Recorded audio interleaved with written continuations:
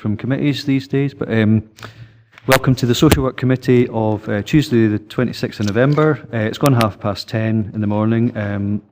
Could I just remind you, if you could maybe switch off or put your mobile phones on silent for the duration of the meeting.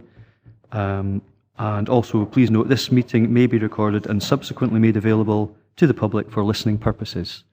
Could I maybe ask Claire to my left here to give a note of SEDERUNT and apologies?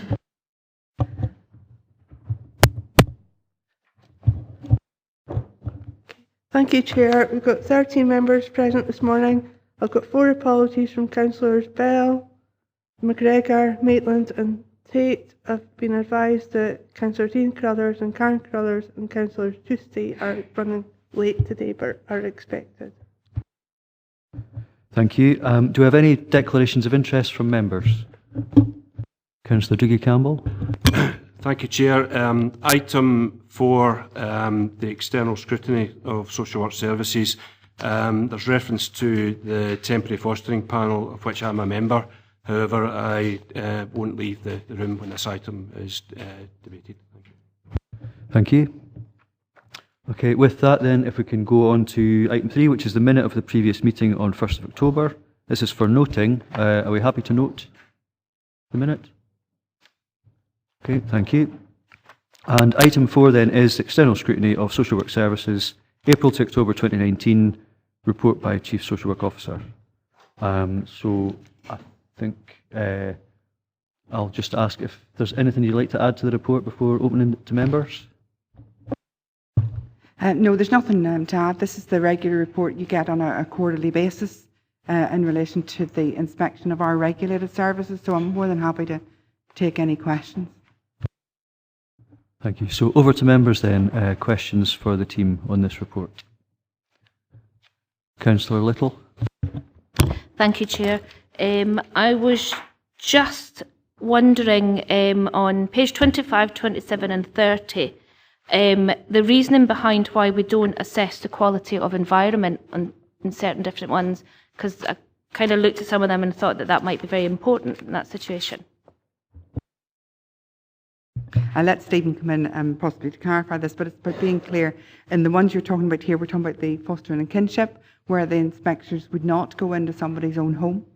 It's part and parcel of our overall assessment of people when they become a kinship care or a foster care, that we would do that assessment, but that's not part and parcel of the inspectorate's role in terms of looking at that. So that's why that's not applicable. Whereas some of the other ones are not assessed, which means that the care inspector would assess those ones. It's just that they don't always assess everyone every time they go. Councillor McClelland. I beg your pardon, Councillor Little, sorry. Sorry, thank you. Thanks for letting me come back in. So it's already, these things will already have been assessed by us, so that's fine. It's just, yeah, I understand the not assessed is like, not everything is assessed all the time. It was just the not applicable, but if it's already been assessed by us, then that I'm happy with that. Thank you. Councillor McClelland and then Councillor Murray. Thank you, Chair. The question I've got, the first question anyway, is on page 24. It's recommendation 1. And recommendation 1 states the supported lodging scheme should develop and provide, arrange, etc. And then when we look at the progress against recommendation, the statement coming back is we have reviewed supported lodgings. Now, my take on the recommendation is when you're getting something as an action to develop and provide, I don't think the recommendation or progress should be review. Is it clear then to take from that we haven't developed anything and provided anything and we've just held a review? I think what it means is what we started, the starting point would have been to review the existing paperwork that was there and therefore to make improvements to that. That's maybe absolutely take the point, that's maybe not clear enough in that, but that's where they would have started in relation to the recommendation from the care inspectorate. They would have gone back to say, well, what is it we've already got? So what was the care inspectors, what were they looking at? What didn't quite work that they felt maybe we needed to improve on? They'd have gone back and then have reviewed what we currently had, and then they would look to say, and what other improvements would we make to that paperwork, as it were, to ensure that our information was informative.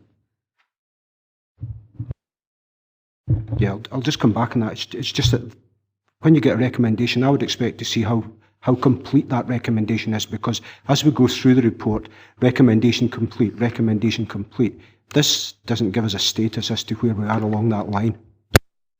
I absolutely take that point. We would normally give for most of them, we would say it's either complete or we've got a time scale. So my apologies on that, because I've obviously missed that one. I can absolutely go back and check that actually when it was complete, so that we're satisfied that actually that would have been something we would normally have reported to you. So yes, we've missed that, sorry. I also give the assurance that I can send out the updated information to all members of the committee, if that would be helpful. I'll let Councillor Murray, and I'm just on that point, I'll maybe come back to that afterwards. But Councillor Murray? Yes, I was a bit concerned to see that on Hardthorn Road that there was only scored a 2 on the 10th of April in terms of supporting children and young people's well-being. Now, I see that the requirement's been met, but I just wondered if you could expand a bit on what had been happening there, because you're saying the service will no longer accommodate children or young people out of hours. You know, what's changed in the way that facility is being operated? Stephen, are you okay with taking that? I don't want to go into too much detail in a public meeting, but there was a specific admission to the house that had quite a considerable impact on the young people who were living there just around about the time of the inspection. We always try and not have unplanned admissions, and certainly admissions out of hours, but unfortunately one did happen around about the inspection time, but we've actually issued instruction to all services that we will not accept anything on out of hours unless, you know, with the approval of myself or Lillian as Chief Social Work Officer. So we've actually drawn a line under that, so that practice can't happen. I think, not trying to sound at all defensive, but the grade of 2 was absolutely fair at the point of inspection, but it doesn't reflect the experience of a whole sort of placement for a child in the service, is what I would say. And I'm confident that we will see that improve in future inspections. So what does actually happen if a child or a young person needs to be admitted out of hours? What happens to them? I think what we've got to look at is how we've practiced previously is if we've had a request to accommodate a child out of hours, then because services have been available, sometimes we've actually placed children either in a residential unit, in foster care or elsewhere, without really delving into things in an in-depth way. And I think that was reflective of the fact that we used to rely on Glasgow's out-of-hours service, and we didn't have our own team. So we will start to see improvements, because our own out-of-hours service are doing much more like real social work as opposed to passing things on.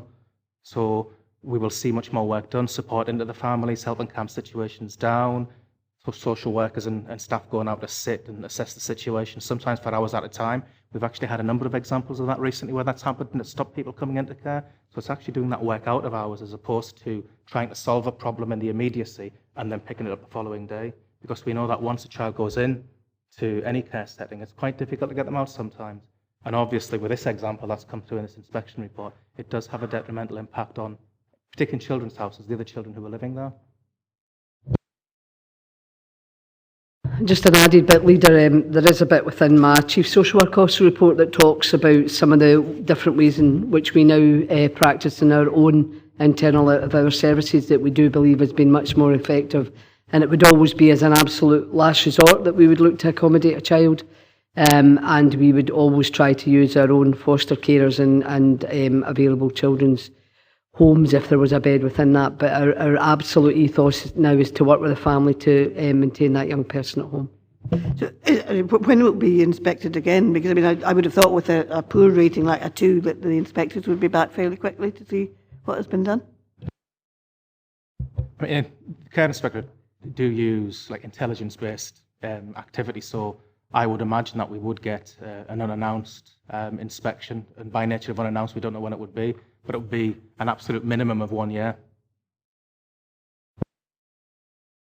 Thank you. Just on the point in terms of how we present our progress against recommendations, I think there's maybe something there that could be help clarify, maybe just if it was like a traffic light system, which we're accustomed to in other reporting things, or a progress bar that says, yeah, we're 80% towards. And just at a glance, you get a better sense of how that's done. I don't know if that's something we can maybe. Yeah, we can do that. Yeah. Okay. We can certainly do that. What we might need to do just is put a wee bit of a caveat, because sometimes it's quite difficult to say something might be nearly complete, and so we might, but we will absolutely try to do that and see if that actually makes it clear in terms of what we're doing and where we've got to. I think that would be really helpful. Sorry, Councillor McClelland, do you want back in? Yeah, it was on a similar theme. It's on that progress bar, because if you look at page 27 against recommendation 1, the progress is that we're 50% complete, scheduled to be finished end of March 2019, but the report was only published on the 18th of June 2019. Is that a typo? We're 50% complete against the date of March 2020? Or am I missing something there? And just again on the next page, page 28, requirement 1 and the progress against that, we've got completion by the beginning of November 2019. Is that now complete as well? Because we're obviously end of November. So that was just 2 questions on the time bar related theme. Certainly the second one first, if that makes sense. So the one about being completed by the beginning of November, I would expect that would have been done. The issue is, of course, the reports are written a number of weeks before they come through the committee, and the person who drafts this bit of it will give me the dates that they think is most appropriate and where they've got to. So, but again, I think very much in terms of the previous one, I can absolutely clarify that so that we've got that certainty. In terms of the one in relation to CAS, I think the issue there is because it was a rolling programme. I think that stage of the rolling programme, if that makes sense. And again, I don't think that's clear enough in here. That there tends to be an ongoing issue for CAS and any social care provider around recruitment. So that will have been that phase of it. So again, we just look again at making sure we get more clarity around how we're describing things in terms of completion. Could I just confirm, in terms of the recommendation requirement on page 28, the recruitment was concluded by the beginning of November 2019. The actual member of staff being in place will be delayed pending the PVG, but the actual recruitment is concluded. Thank you. Okay, thank you. Councillor Dougie Campbell. Thank you, Chair. This is just a general question in relation to the grading system, and I always find it difficult when I look at the the tables in terms of what should my expectation be of the grades that are being achieved. And I noticed that to get a grading 6, which is excellent, outstanding, or sector leading, do we actually look at other authorities when there's improvements required? Is there a sort of built-in benchmarking process that enables the service we provide to to reach or progress towards either a 5 or a 6? I think one of the things that we're really clear about in all of these reports that come through to you is that we want to keep all of our services at good and above that, and obviously trying to encourage them to be within the 4, 5 and 6 range. We have got a couple of services in the 6 range, and indeed there are people across the country who would look and say, what's the learning and how do you get there? In relation to those couple of ARC services, we would always encourage our managers to be looking to say, actually you need to think about, not just in terms of how you follow the letter of the law, as it were, in relation to the recommendation or the requirement, but what does that mean in terms of good practice? And therefore, what might you want to develop beyond that would take your grading to the next level?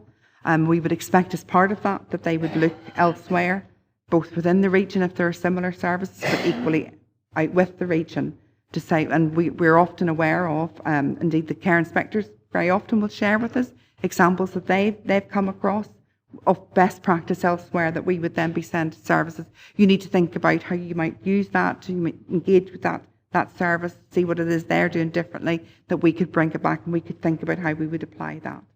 So it's done probably at that level, because that's where it sort of feels if it's close enough to practice, people to sort of begin to think about, well, how would that work for us? Which bits of it would we take and which bits of it might we not? And it's always slightly different according to services, really. Good. Just come back in. That's very reassuring, Heather. And I appreciate, the operational challenges that you face, but it's reassuring for me to know that staff are looking at ways in which they can improve. So thanks for that answer. Thank you. Councillor McClelland, could you possibly put your microphone off just for technical reasons? Thank you. Councillor John Campbell. Yeah, thank you, Chair. My question's in reference to the Dunmuir Park I know this is on page 28, I know the assessments for the grades that were given are historic, they're almost a year old, and I see the quality of management and leadership, and it does make reference on page 29 that the interim management structure remains in place. I'm just wondering how are you getting on with getting a proper management in that particular area, and so that we can see that these grades can start to increase instead of remaining at 2. There's been a lot of work done in relation to Dunmere Park, which we've reported here before, really, and coming out of quite a difficult period and seeing real progress, and that's been not least due to the fact that we now have that service managed as part and parcel of the Health and Social Care Partnership. So we have some of the managers in there from the Mental Health Directorate, and that's been a really key change in terms of how we do things. They have put in interim arrangements, and the reason for that is that the Mental Health Directorate overall is looking at how it will sort of manage the whole of the learning disability service, given that we've now put the council learning disability in alongside health, which we hadn't done before, so as part of that integrated model. So I know that there's sort of discussions underway at the minute, and they're getting to a final stage around what they think that sort of structure would look like, and then they'll start to cascade that out. And Dunmere Park then would be, the sort of those interim arrangements would be shifted into more permanent arrangements as part and parcel of that. So that's the only reason why that hasn't moved beyond that. It's looking at that overall context about getting that right, because there'll be some movement around the service in order to accommodate that. Okay, thank you. Councillor Giusti. Thank you, Chair. It's page 22. I note that Cairn Ryan House is improving on last year. One of my questions is based on the quality of environment. Is that a reasonably new benchmark? Because I'm noticing on a lot of these tables that the previous years are either not applicable or not assessed. I mean, I think not assessed sometimes because not everything always gets assessed. But I mean, I'll pass that one to Stephen Morgan. Will answer that. Right. The quality environment is something that the care inspectorate look at, but it isn't always assessed every single time. If you look at some of the other reports, it'll show you where it has been assessed and where there's been some improvements. So for Cairn Ryan in particular, it's the first time that the quality environment had been assessed in that inspection time frame.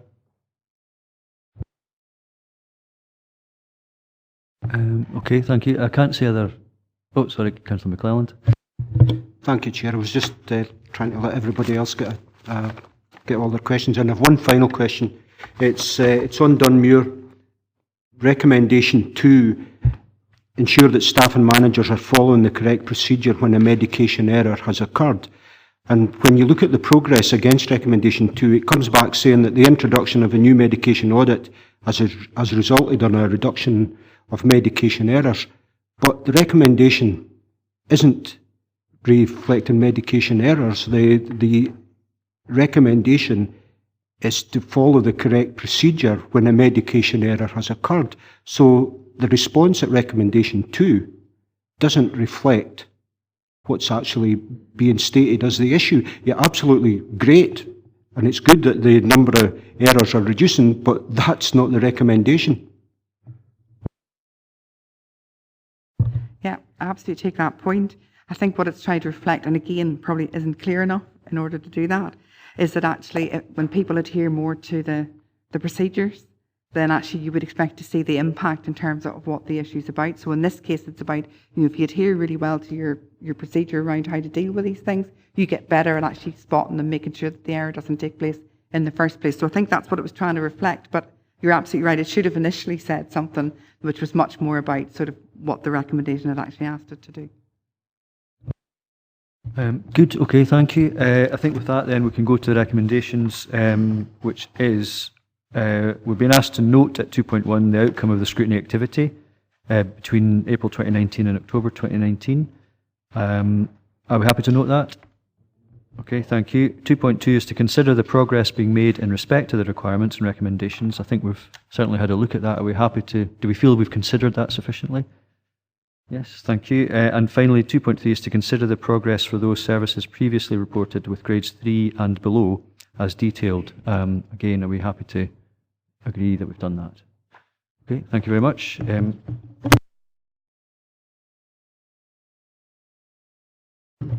And now we're on to item 5, which is the annual Chief Social Work Officer's report for 2018-19. This is fully owned by our Chief Social Work Officer sitting to my right here, so I think I'll let her take the lead on this. If there's anything you'd like to add, Lillian, please do so, and then I'll open it up to members. Thank you, Chair. Members, as the Chair indicated, this is my annual report for the reporting period of the 1st of April 2018 to the 31st of March 2019. There's just a couple of points I would wish to highlight with members, those being the increased demand for our service, and I hope that I have given you some case management overview that shows how we're trying to deal and meet some of the challenges that are facing all of our care groups. Members are also aware of some of the pressures in terms of the financial situation, particularly within children's services. And again, I hope we have given you assurance on the work that we are undertaking around some of these significant challenges that the service have faced. Excuse me. I would like to take this opportunity to thank Heather for her assistance in formulating this report. That's certainly been invaluable to me as we move forward. I would also like to acknowledge the significant amount of work undertaken by our staff.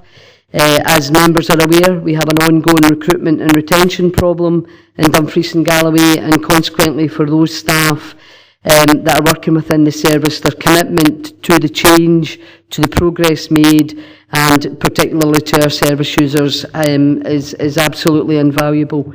And I would like to take this opportunity to acknowledge that. I would also like to acknowledge the thanks to this committee for your support throughout last year and all the years certainly that I've been in post in Dumfries and Galloway.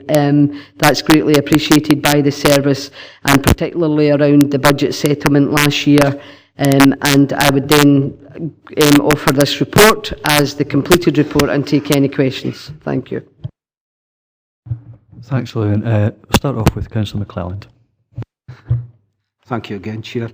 Lillian, on page 51, it's to do with the self-directed support. There's a comment there that the balance is shifting and it's at a slower pace than we would have expected. What's the sort of rationale behind that? Why do we think it's much slower than expected? There's a couple of issues around the use of self-directed support. There's a real challenge within the region for the identification and employment of personal assistants. So whilst we will work with families to identify that this may be the correct way forward and it would meet the needs of the family member or the service user, we do have a problem with personal assistants being able to provide that element of the service.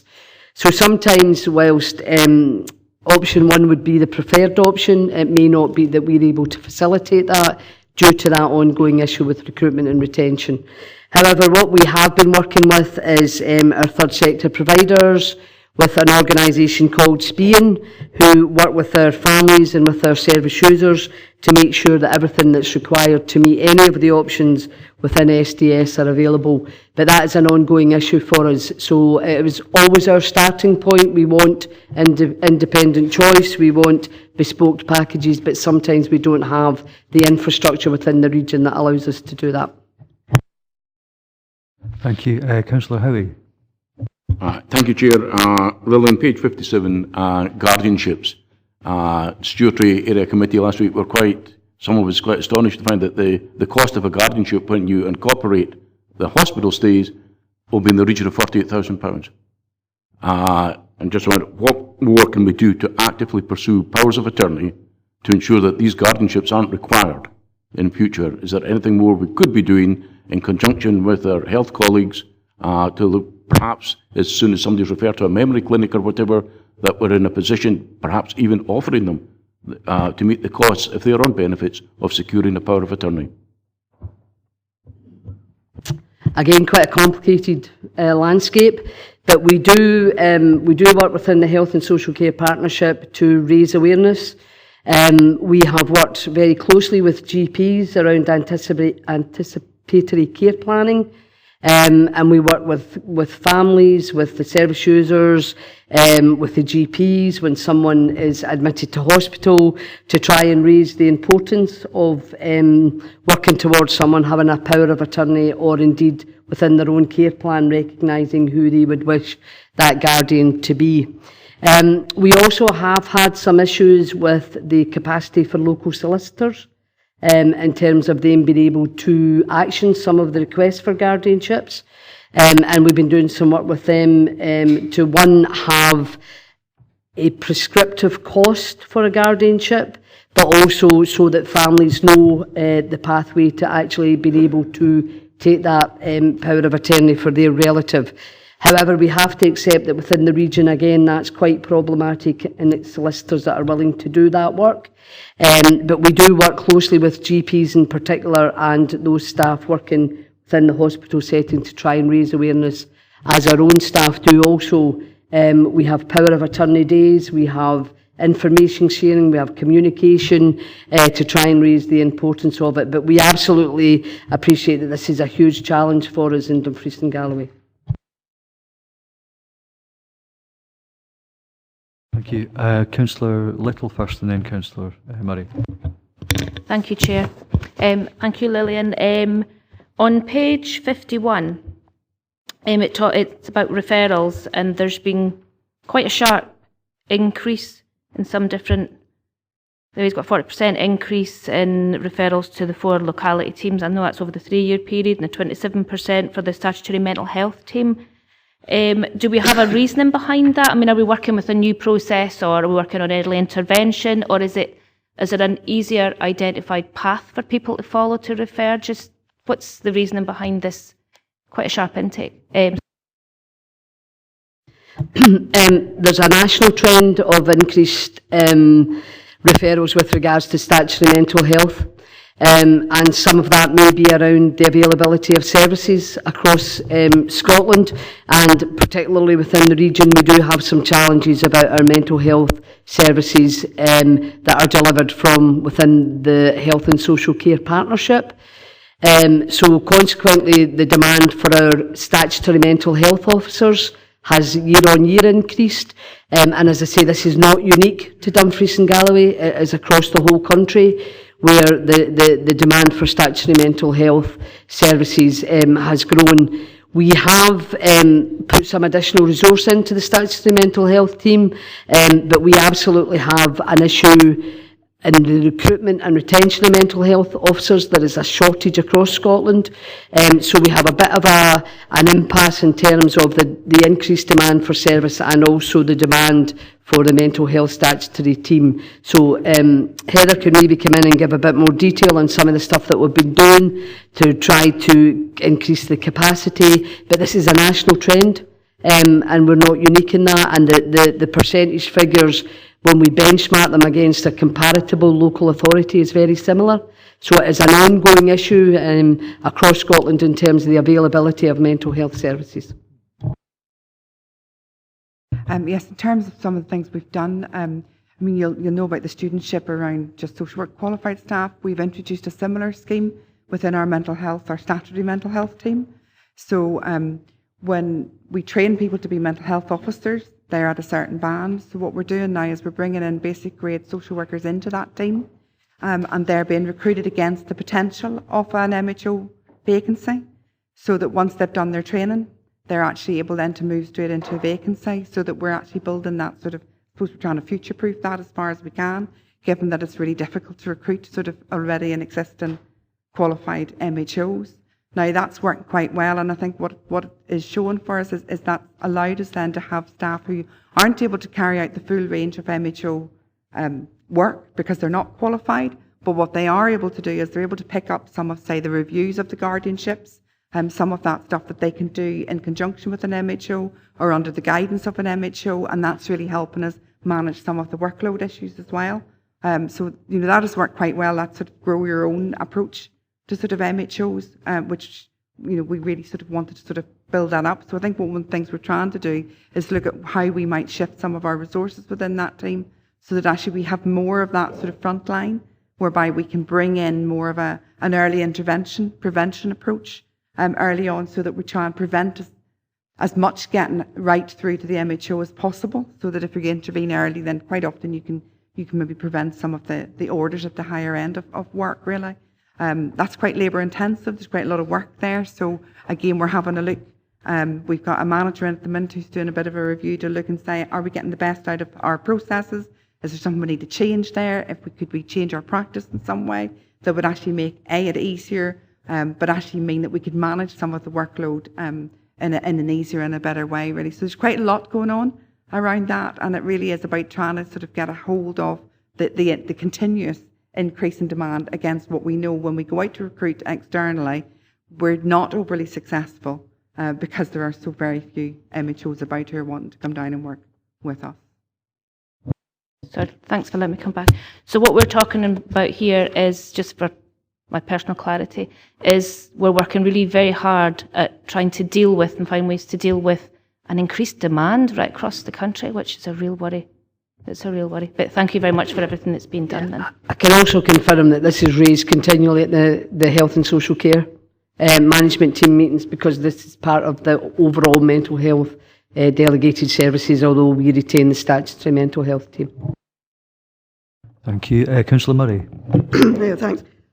Excuse me. This is probably a stupid question, but you say on page 41, you say there are 5,425 active adult care packages, but later down, when you're analysing the way in which people are accessing care, that only adds up to 2,745 people altogether. So I just wondered how the additional 2,680 people were accessing their care packages. The way in which you, and you know, I absolutely take on board it maybe needs to be clearer, but there'll be multiple referrals throughout that timeline. Councillor Diggy Campbell first. Thank you, Chair.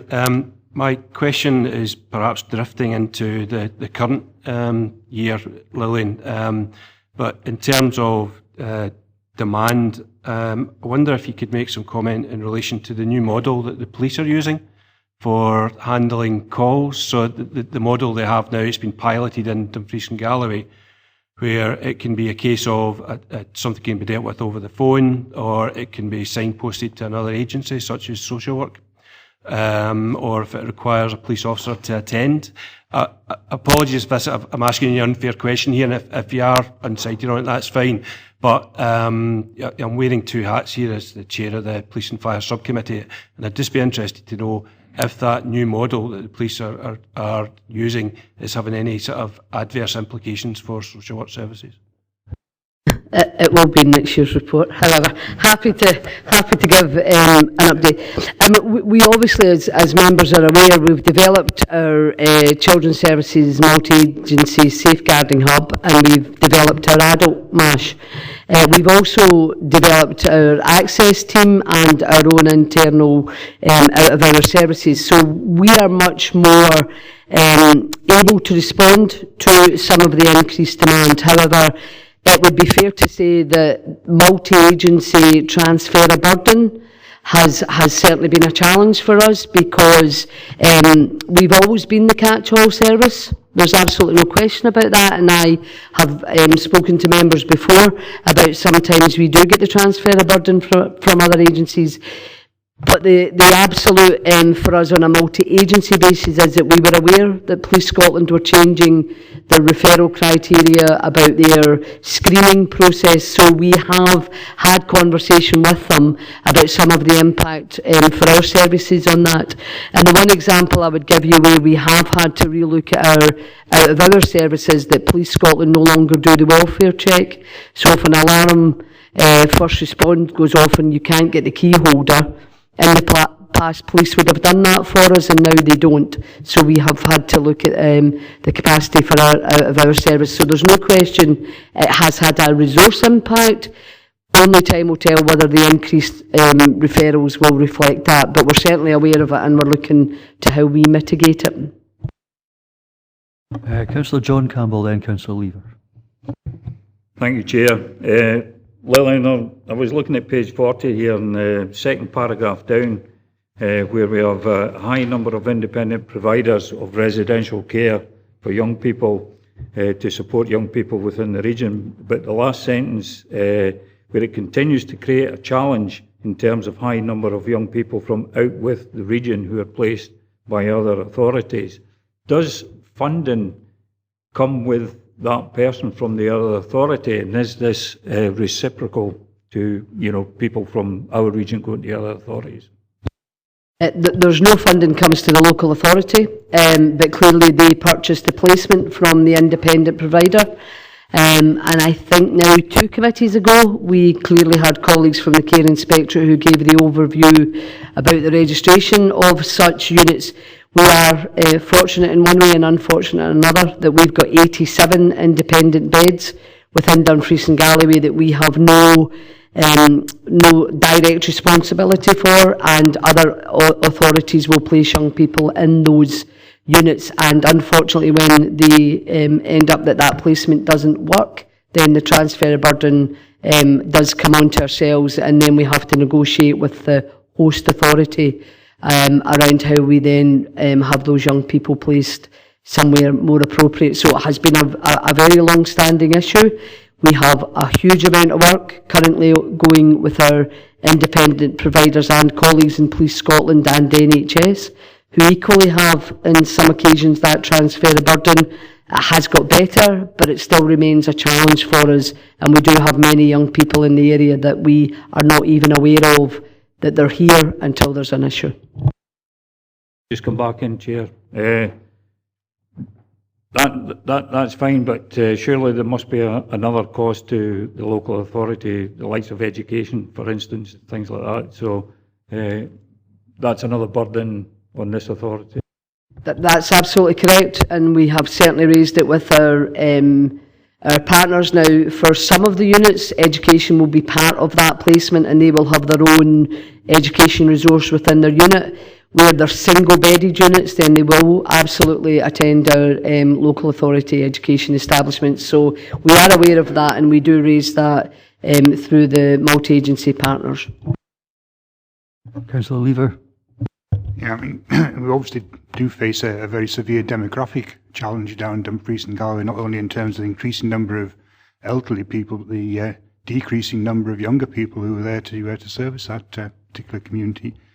In terms of the rollout of the 1,140 hours of early learning and childcare, which is due to be complete by August next year, is that making it much more difficult to recruit people into this particular sector, given that you're competing with them? I mean, we certainly are looking at that in terms of the impact, but we are all fishing in the same pool. There's no question about that. So we have conversations, with colleagues in education when they have these very robust recruitment processes, and the same with our partners in the Health and Social Care Partnership. So there is no question that the kind of vast range of the region is more problematic in some areas in terms of recruitment from a very small pool of potential employees. And obviously, members are aware of the 10,000 Voices survey when a lot of young people talked about leaving the region, and we've been certainly trying to do some work with that group through education to see if the social care pathway could be enhanced to allow them to look at that as a career. So I'm certainly not saying at all that we've cracked that nut, but we're certainly working with others to see if there's a way that we can link in and try and show the benefit of working in all aspects of social care. Thank you. Councillor Scobie. Thank you, Chair. I think there is a common thread running throughout your annual report, Lillian, and I get it in the first part of your report, and then in the summary, and I think where it says this report outlines the continuing challenging context for social work services in Dumfries and Galloway arising from the growth in demand for services. And then I turn to page 65, looking at staff levels and this report. Yeah, I don't get the sense from this as to how many vacancies, or is there any vacancies in any of the locality, in any of the local areas in that sense. And I just wonder, my first question, I've got 3 questions, Chair, but my first question given the statistic that we just heard about, was it a week or so ago, where 9 out of 10 social workers are trying to get out of social work because of this increase in demand and challenges on social work. Are we affected by that statistic in Dumfries and Galloway, in that the staff are trying to get out because of the workload? And I heard Heather talk about how we manage the workload. Are we affected by that statistic in terms of people wanting out? 9 out of 10 social workers wanting out because of that, and the thread that runs throughout your report. That would be my first question, Chair. I'm quite happy to take them one at a time. If so you one don't at a mind. time, are you happy to deal with that? Thank you, Councillor Scobie. There's absolutely no question that we have some vacancies that we struggle to fill through the recruitment and retention of staff. We do everything we possibly can to fill those vacancies for social workers, and we have particularly focused on growing our own social work scheme, which has been hugely successful. And yes, I have raised both at this committee and other committees about the need for us to continue to do that, to have a sustainable workforce that are committed to this region. We unfortunately across Scotland have different levels of salary, different conditions for social workers, and some social workers choose to move on and work in other local authorities for a range of reasons. Again, nationally, there's a shortage of social workers. Some of the courses are not currently running full, and that's certainly been looked at by the SSSC, the regulatory body, and through the Chief Social Work Officers Group. We've been having a conversation with colleagues in Scottish Government to raise that issue, that social work as a profession is currently certainly having a problem in terms of recruitment, and social workers not continuing either at the point of qualifying or indeed throughout their career moving to do other things. So we are not protected from that. We have those same challenges. However, we're doing a whole range of work to try and encourage people to continue to stay within the service. We offer a significant amount of training and support. The agile working has helped greatly for a number of staff. We don't have a huge turnover. We have a steady turnover of staff, but we do have a continued problem in some vacancies in particular areas of the region, which I'm well aware of. I'll let you in for your second question, Councillor Scobie, but just on the point of staff numbers, at the top of page 64, and forgive me if this is just my copy, members, but there is a line there that just has a blank and then 35. So it was actually, I should have actually asked you before the meeting, but it was just in terms of, just for clarity, is that something that we could maybe get the... Yeah, we'll get... Apologies, that's happened in the printing. I'll get that detail to you.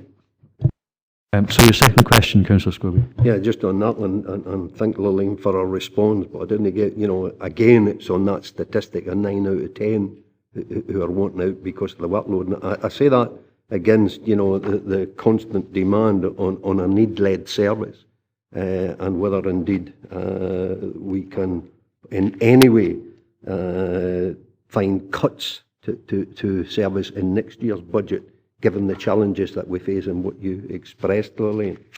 It has been spoken of, and that's the dementia, and Ian did ask in terms of early intervention to try and direct people or find out other ways of memory clinics and so forth. But I'm looking at this one on page 57 in terms of the reference to the delayed discharge from acute and cottage hospitals. Now, this is a constant. It's forever reported to area committees in terms of the delayed discharges, but it doesn't identify how many actually are being delayed because of dementia. It says it's in many of the reports, it's because they're waiting for the power of attorney or government, the issues there that's reflected in that. I'm then looking for the other part in the report in terms of the other delayed discharges, people who have not got dementia but yet can be discharged and are, in terminology terms, bed blocking. How are we tackling this problem? Because again, I don't see this where people are waiting for care packages and they're not available to them to allow them to be delayed. This is one area, but there's the other area of care plans, care packages, suitable care packages. How are we dealing with this particular area?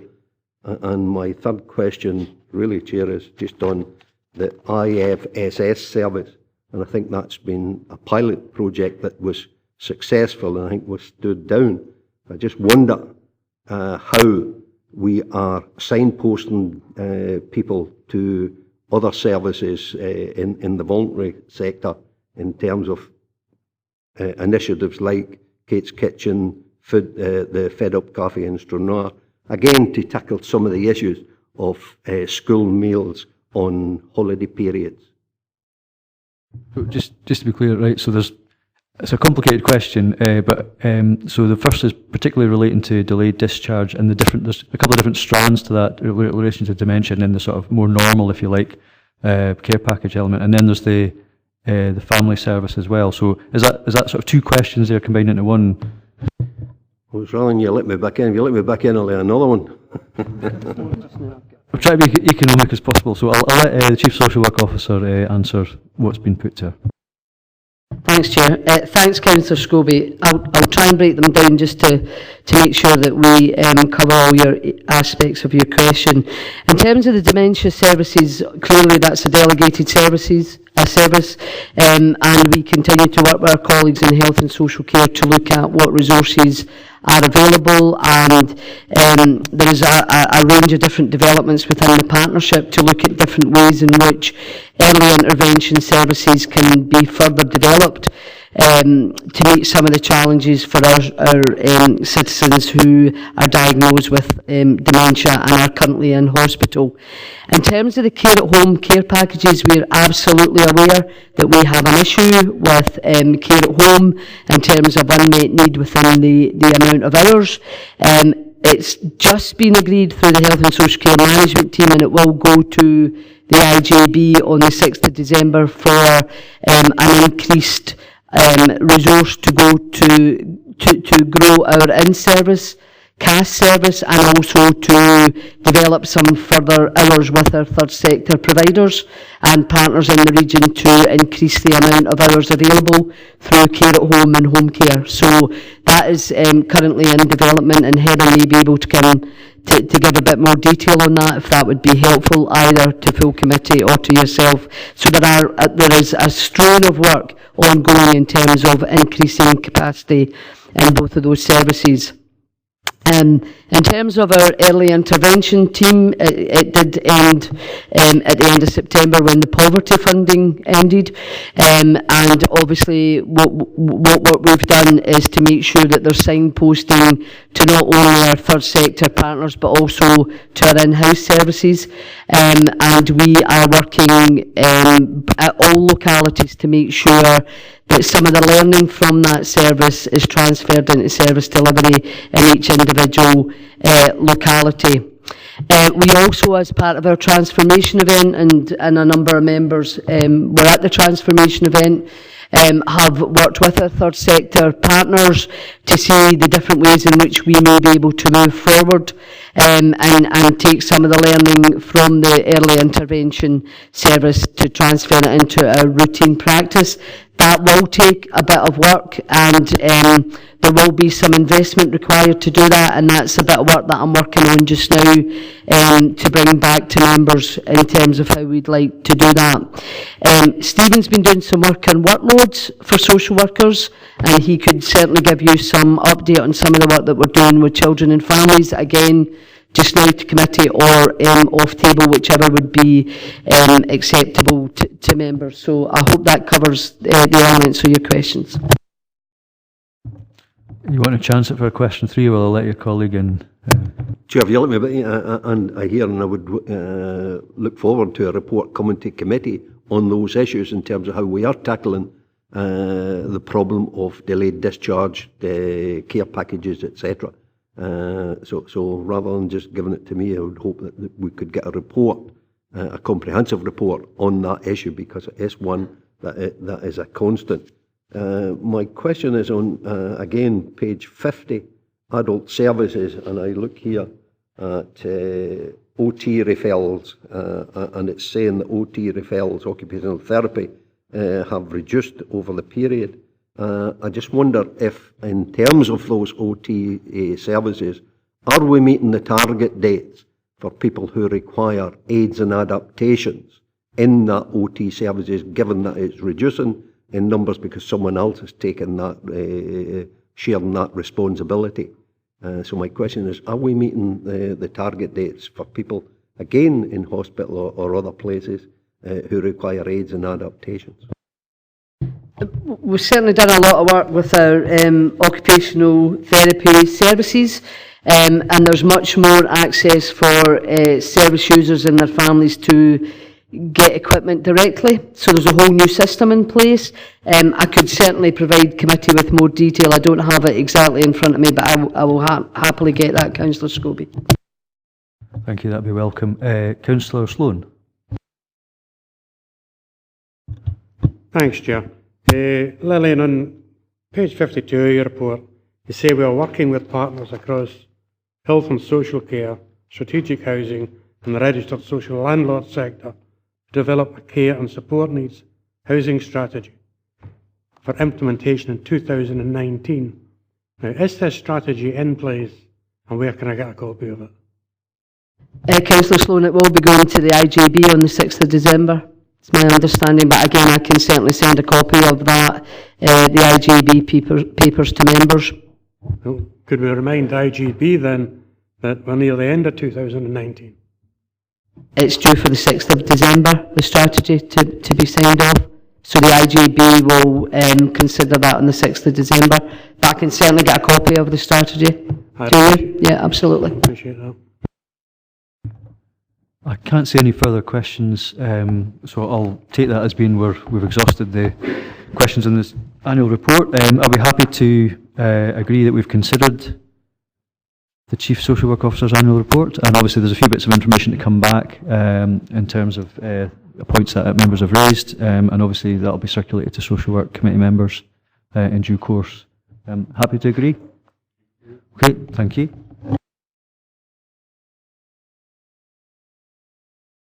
Up next is item number 6, which is Social Work Services Revenue Budget Monitoring Report, and this is for the period ending up to 30th of September 2019.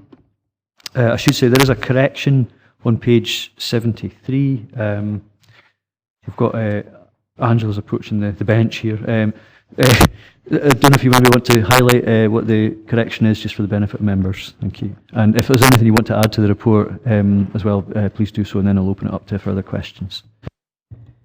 Thank you, Chair. In Appendix 1, unfortunately, there's a formula error, and I apologise to members for that. On the line, the subtotal for total children and families social care in the service measures to reduce the pressure, that should read 364,526, and in the adjusted projected outturn variance column, the subtotal should be 354,813. This doesn't affect the bottom line. I apologise to members again. And apologies for calling you not by your name, Janet. So with that, is there anything you'd like to add beyond that, or shall I just... Okay, so members, any questions? I don't see a rush of hands on this one. So I'll go to the recommendations.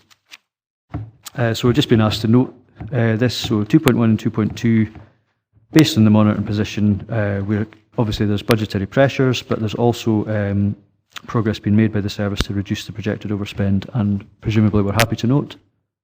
Yep, okay, thank you.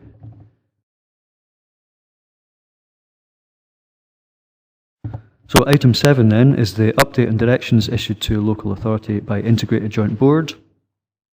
We have in front of us the directions which have been issued. We've got Appendix 1, 2 and 3 here, and I think Appendix 3 is the one most relevant to ourselves because that's the one that takes out some of the NHS only directions, but obviously we've got Heather here who can provide the expert clarity on that.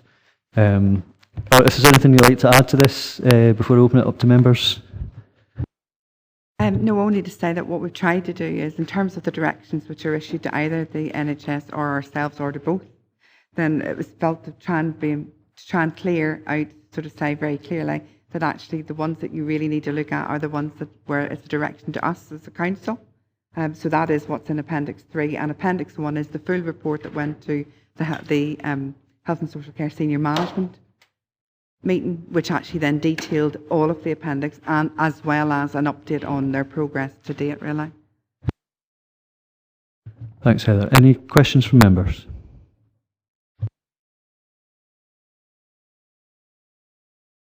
Councillor Ian Carruthers.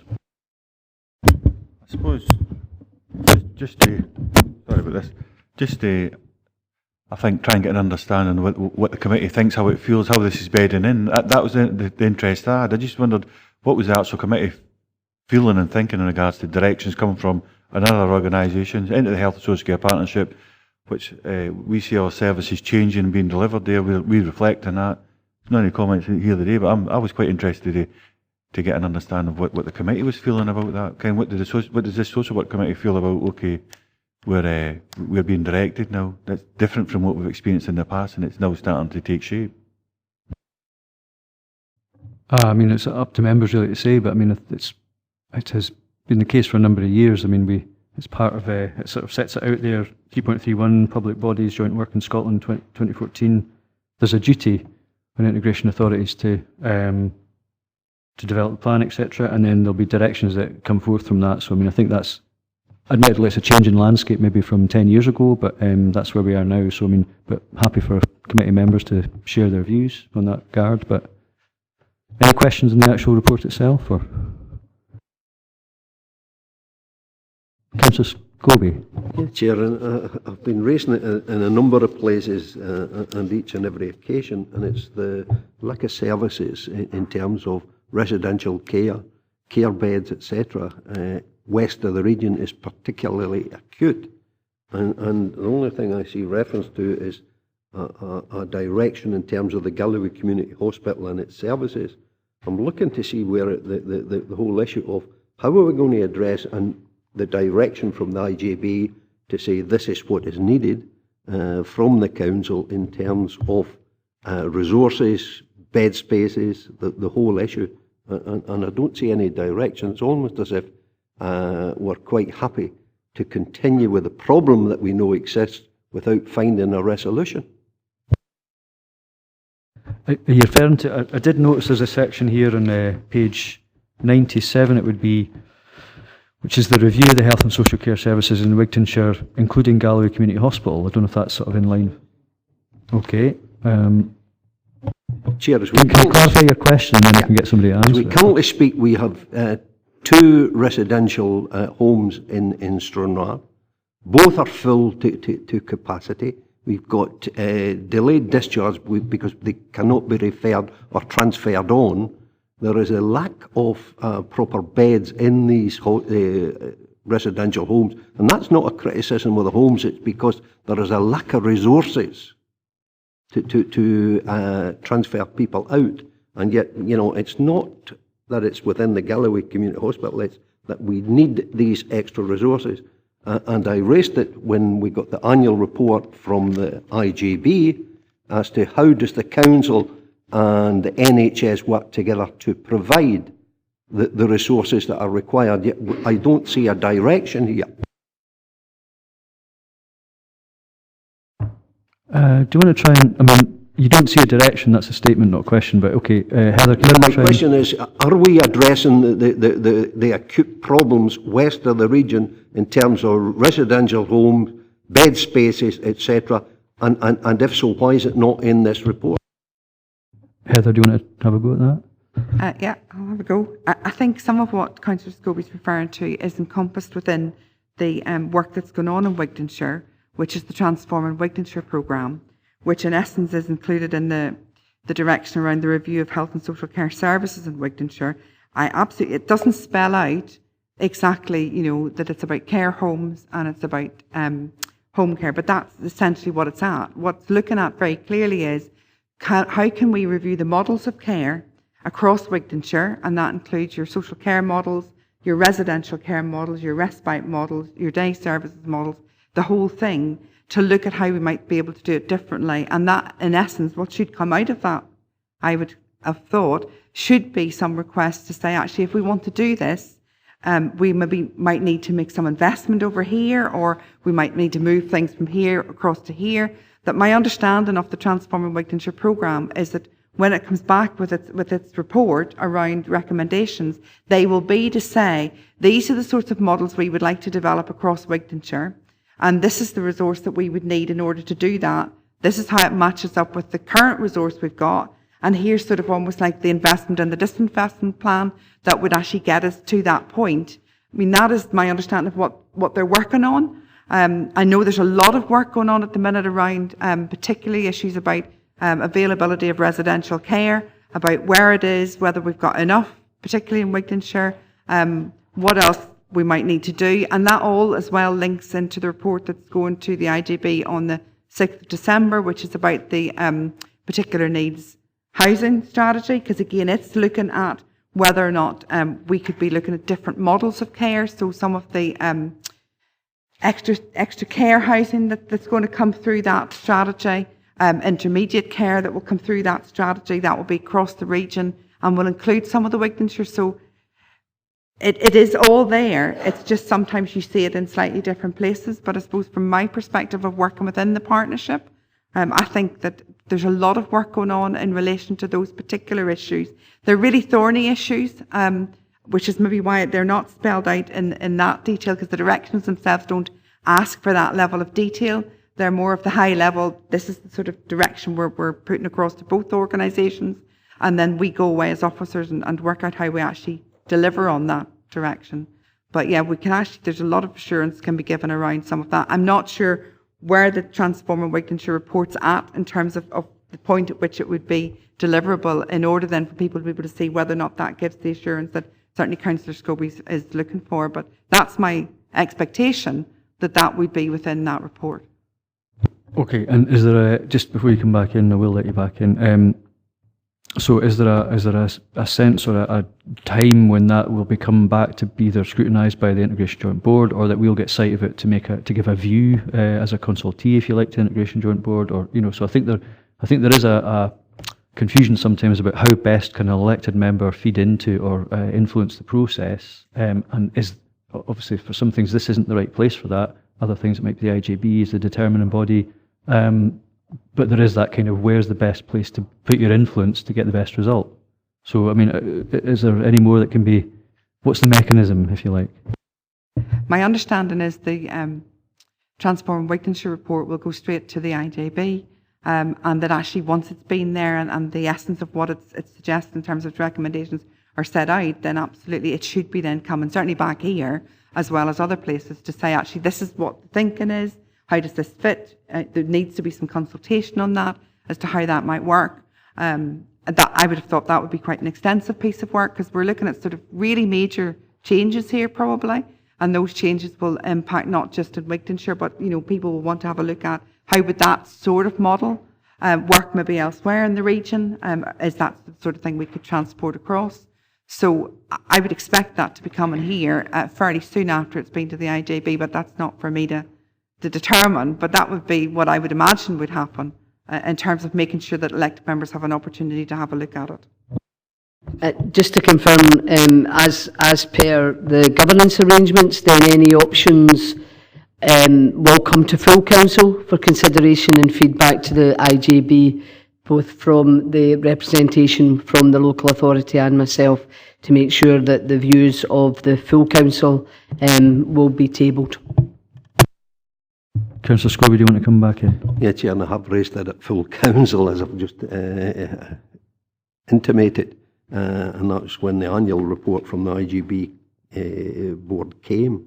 I hear what Heather's saying in terms of the Transforming Wigtonshire. Transforming Wigtonshire is now into its third year and almost completed, and we're not seeing anything coming out. So, in terms of direction, and we continually at the Wigton Area Committee scrutinise the report that comes forward, and I believe it's from Transforming Wigtonshire or the locality there, and we keep hearing of the problem but not the solution. So I hear what Heather's saying. I think yeah, in terms of direction, I would be looking for that direction. And I've noted that a report's to go on the 6th of December. I just wonder, Chair, and you talked about timescales and everything, what is the responsibility and the interface of this social work committee in terms of issues that we want to feed back to the IJB? And as Lillian says, in governance terms, is it the full council, and that we are only here merely to receive the reports, but we can take no action on them? So, before we hand over to Lillian, delegations inside the front cover of the committee papers. Okay, so I mean that's probably about the best answer we've got in terms of what's the delegation and what this committee can do, and that's been reviewed, and obviously there's been a change. Social work now is not. It's been decoupled, if you like, or is in the process of fully decoupling from SIPL. So that's what we're able to do competently here, and that's kind of the best we can go on. So I mean, there are other ways that we can influence as members. We're here to oversee the delivery of services by the council for the IJB, and obviously that will be set by the directions they give us, and will apply to delegated functions, etc. But I'll let Lillian in. But I mean, often the answer's in front of us, Councillor Scobie, and I think it would just, sometimes it's very difficult to navigate our way through that, but sometimes that's kind of what we've got to go on. So I'll pass over to the Chief Social Work Officer now. Thank you, Chair. Just to confirm, Councillor Scobie, the agreement was that when there was a business options, an options appraisal for a service delivery, it would be tabled at full council, and this committee were part of that agreed way forward.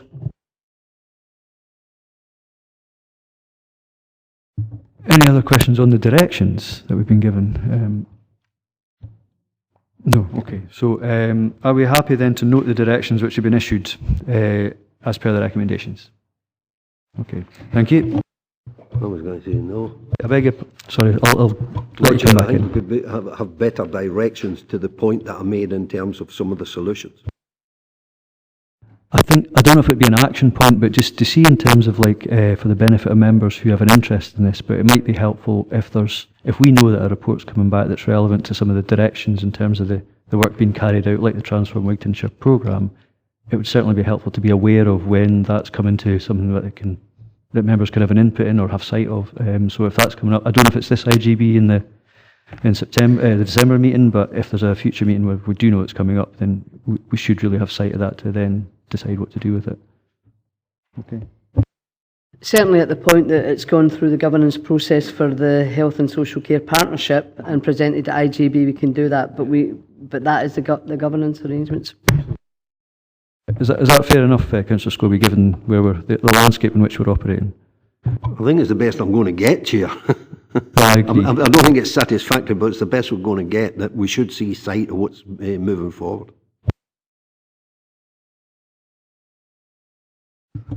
Okay, so we're now on to item 8, which is signs of safety. Members will have an interest in this. Obviously, we've got Stephen Morgan here to speak to this. There may have been more detail in the report, but I think there's reasons why there isn't, and I think Stephen's here to address that and maybe illuminate us all. So over to you, Stephen. Thank you, Chair. Just like to say, I'm absolutely delighted to be presenting a report on signs of safety because I'm really passionate about it, and I think that's come across in previous committees. This report is brief because signs of safety as a framework changes the whole culture and the way that we practice our social work. And it's got several different facets to it, and it's an extremely complicated process. So I've given you a very brief overview in paragraphs 3.6 and 3.7 of what signs of safety is, and some of the technical things that we've done to get to where we are. But what I would like to say is and this relates to a couple of points that have been mentioned in committee already, the way in which we practice our children and family social work using this model has given our staff a real lift, and there's a buzz around the whole organisation about practicing social work as they intended. It's about making real positive relationships with people on a very human and quite an equal level to shift some of the power imbalances that have been around in our practice previously. We've already had some significant positive feedback from children and families in relation to them now understanding why we are involved in their lives. The language that we use is much more simple and clear. And we had a very sobering experience, Lily and I, a couple of weeks ago with a number of care experienced young people who were extremely honest and critical of the way that they experienced care in the past. None of them knew why they were in care. None of them felt they'd been communicated effectively with. What Signs of Safety does as part and parcel of the framework is it communicates effectively with children throughout. It gives them reasons in pictures and words that are age appropriate, and that kind of story of their journey is updated continuously, so a child that comes into a system knows what's happening to them all of the time. What's really key about this is it encourages children and their families to come up with solutions that are already around in their life that they can't ordinarily access. So as opposed to us signposting them to different services, which has been a traditional model, we actually help them build their own strengths and skills, and we only impose services upon them if it's absolutely necessary. Now, I'm going to stop there because I could go on all day, and I would go on all day if you allow me to. So the report's here. It shows you what we're doing in terms of training. I'm happy to take any questions, but what I would like to offer you, and I should have offered you in the report, is a seminar for elected members where myself and some colleagues could come along and go into the details, show you some of the tools, show you some examples of the work that we've been doing, and hear some of the testimony from children and families that we have already. Okay, well, thank you for that offer. I'm sure we'll uptake on that. Councillor Little? Thank you, Chair. This is actually something for Lillian. Is this kind of like a follow-up to the last Champions Board meeting we had? Because a lot of the young people, the issues that Stephen mentions there, with a lot of the things that the young people raised at that last meeting?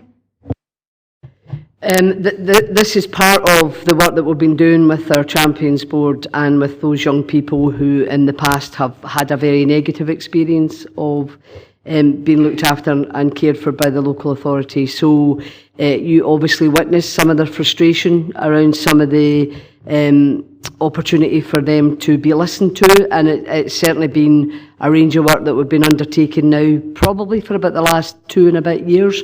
And this new introduction of this tool and framework is a way that we are, hoping to progress that other young people that now have, that will come into the care system will not experience what our current group of those kind of 18, 19 teenagers experienced when they were very young and were looked after and accommodated. So it's certainly I respond to that, and it's part of our overall strategy for changing the way in which we deliver children's services.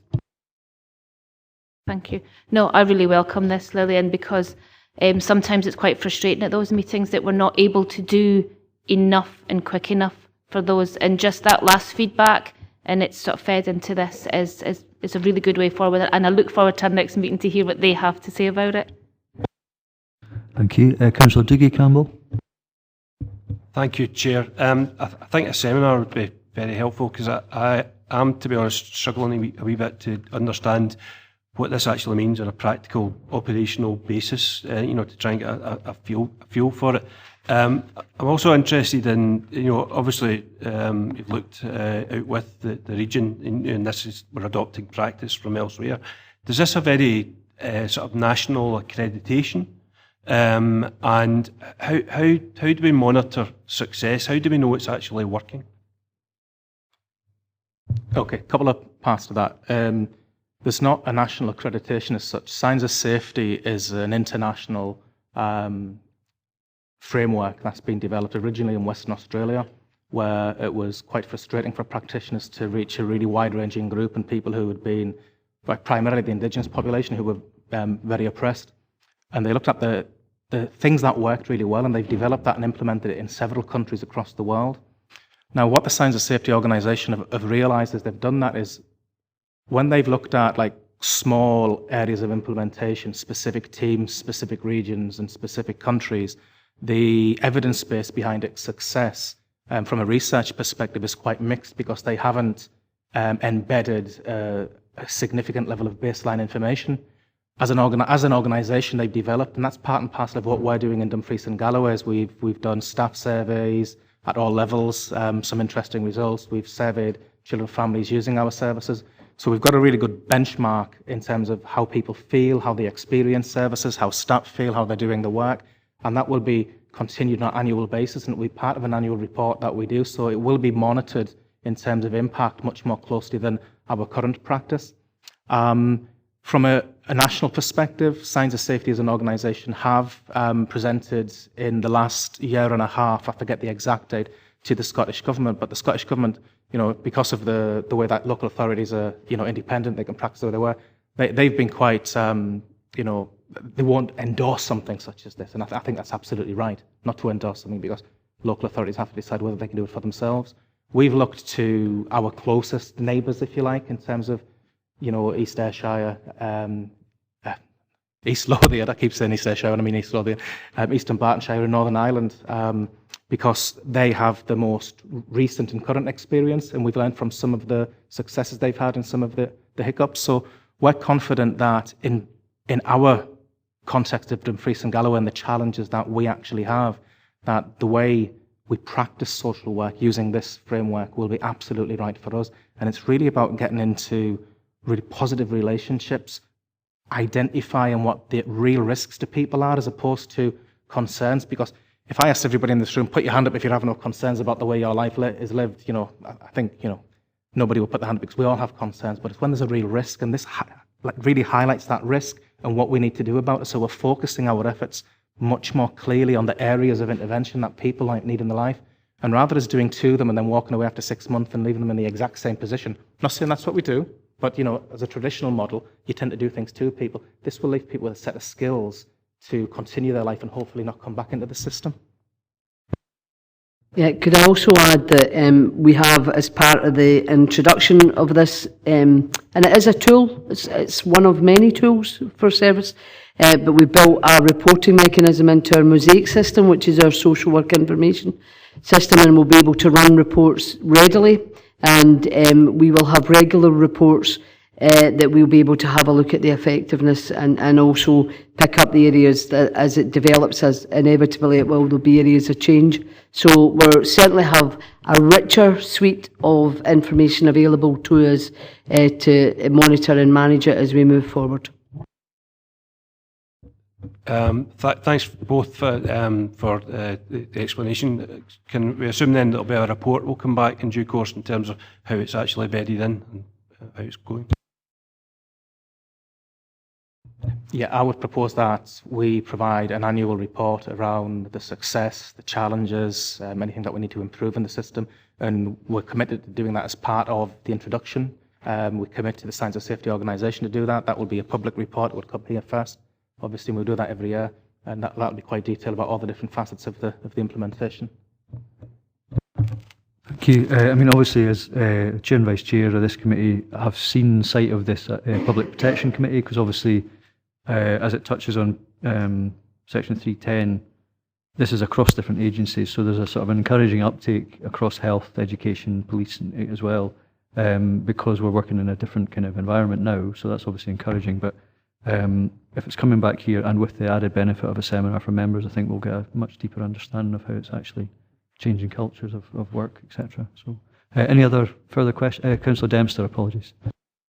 Aye, Chair, I'd probably welcome a seminar there. A further depth of understanding might be particularly useful to members.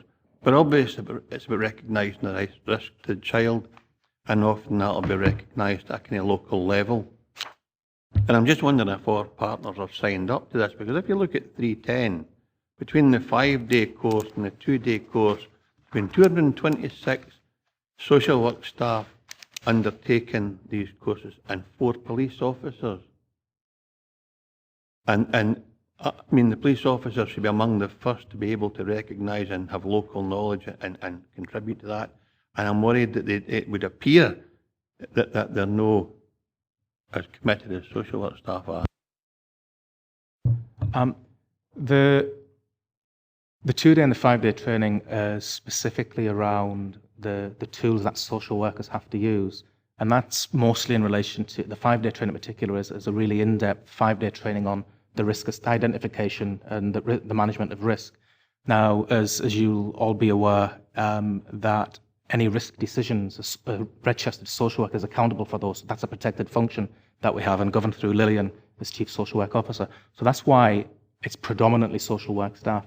4 police officers that came along, we deliberately targeted those from our multi-agency safeguarding hub, because they are the officers who ask the same types of questions at the start of a process where social work might become involved. and they have been really positive, and they've gone back to their bosses and said, this is brilliant, we'd like to do more of it. But you've got to be really careful that even though it's really good and people get a lot from it, you should only train people in the skills that they need to use. So we're looking at how we can get a more general awareness. And there was a piece of work, if I can give you an example, whereby Heather actually was leading on this, and it was about our front door, how we take in referrals and how we respond to those, because we had an open book rather as a front door. Almost anyone from any part of Dumfries and Galloway could contact any member of our service, and we would respond in many different ways. And I'm being slightly exaggerating there, but what we've developed is a set of 7 core questions for any referral coming in. The police officer who works in MASH yesterday says to me, Stephen, it's only been implemented for a week, but what a difference that's made for us already. We are much more clear on what we're asking. The depth and the quality of information we're getting in that multi-agency safeguarding hub is so much more concise, and it's making it easy for us all to make decisions. And that's just one example of, so there's like lots of different step changes. So even though it's only 4 police officers, it's the right 4 police officers. Again, the numbers from education, Audrey Lowry, who's not here today, has done an absolutely wonderful job, and I think it'd be right of me to say that. She's gone out and taken some of the training and give it to lots and lots of teachers, and she's got a rolling programme because she's been enthused by this, and so have the teaching staff. So we're going to continue to grow that, and that's going to be part of our developmental plan for next year, is how we include more of our multi-agency partners appropriately in the way of work. Thanks for that, Chair. Thank you. So if there's no further questions, we can go to recommendations. So we're asking to note at 2.1 the implementation within the council, and that's only since 1st of November. Are we happy to note that? Okay. 2.2 is the progress to date as detailed in paragraphs 3.9 to 3.14. Happy to note that. Thank you. And then the next steps at 2.3 as detailed in paragraphs 3.15 to 3.19.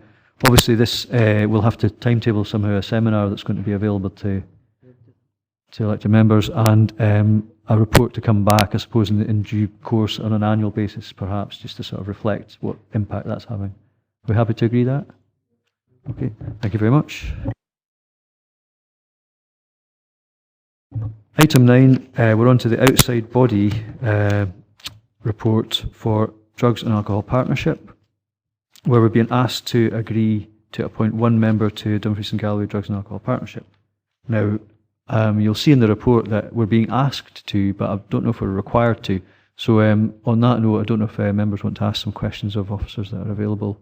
Being aware that we have a full report on outside bodies coming back to full council, which this will be part of in some sense. So if any appointment here today might only be an interim or a stopgap appointment until we see the outcome of the outside bodies. But with that in mind, over to the committee. I don't know who's going to speak to this report, or do you want to add to that then?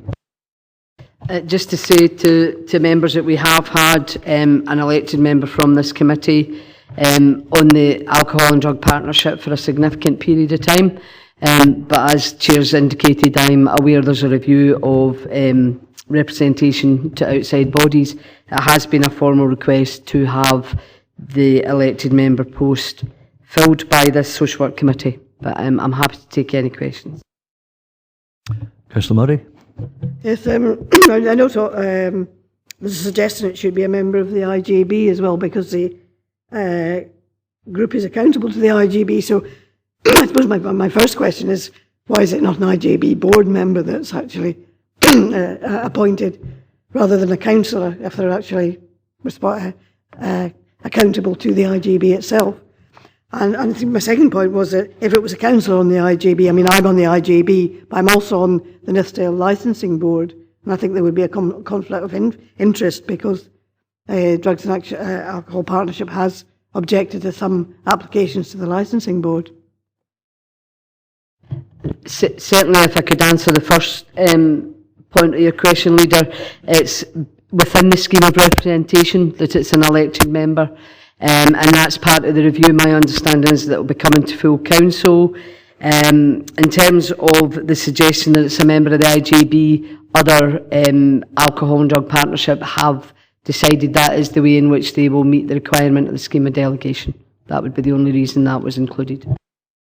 Claire may be able to answer the governance in terms of conflict of interest. Thank you very much. Well, obviously, in terms of your code of conduct, it's always up to a member to determine what their conflicts of interest are. In this case, the request came from the organisation, and it was at their suggestion that it was an IGB board member, but it doesn't have to be. So, I mean, sorry, Councillor Dempster. I just think the question is more about being a member of the Nutstill Licensing Board rather than the IGB. If a member of the Alcohol and Drugs Partnership is also a member of the Nutstill or any licensing board, does that create a conflict of interest? Because as a leader pointed out, there are sometimes objections to licensing applications, and the same people would have to determine that. Okay, so, I mean, from what Claire said previously, it's up to individual members to determine or to register or declare their interest, but I mean, I don't know if there's any more you can add to that.